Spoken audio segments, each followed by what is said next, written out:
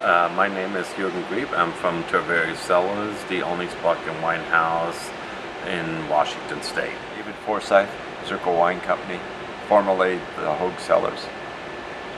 And how many years have you guys been growing wine? I've been in the business for 32 years. I'm about 31 years. What's your favorite wine?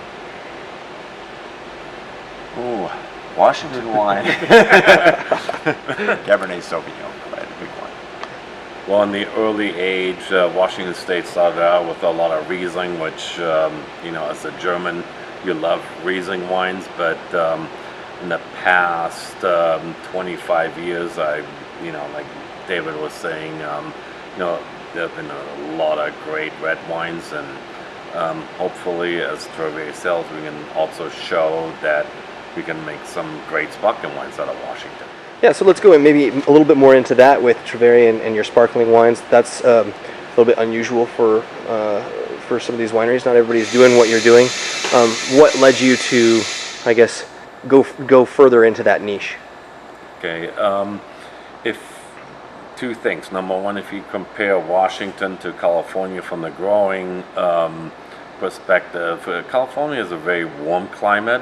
Compared to Washington, we have some cooler climate areas where the nights cool off really good. We keep the hour acid, which California doesn't have that opportunity. So I think from the quality standpoint, I think Washington has a better growing climate if you pick the right sites. And so, and you come from kind of creating large quantities of wine. What are some of the, I guess, tips, techniques how do you do that? How do you do a lot of wine consistently well? Well, it's one is you start with good fruit. That's what Washington gives us an advantage to begin with. It's a great place to grow wine grapes. The other piece of it is just organization, being well planning and having a good, well trained staff, good equipment, good facilities. And just as you make wine over the years, you develop an experience and an understanding of what it takes to get the job done. So it's been 30 years making wine in the Yakima AVA. What do you see the next 30 years bringing to this area? Well, I've always been astounded by how much this industry continues to grow. Initially, the quality of the wines that are coming out of here and the value of them was kind of expecting us to get more acceptance early on. Washington State is even after 30 years, it's only still, I think, in its infancy and will continue to grow.